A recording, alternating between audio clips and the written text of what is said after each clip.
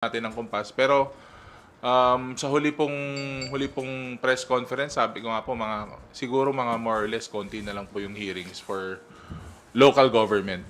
Opo. Mas maikli na lang po.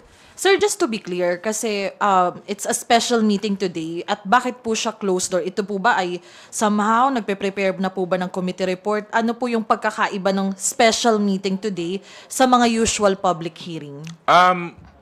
Marami po yung referrals eh. So inallow din po yung hybrid sa may Zoom, kasama po yung Zoom saka actual. Pero mga ano kami kanina, we were about 6 members na nandun. Yun nga po medyo makapal. So and medyo under the weather po si Chair Ace.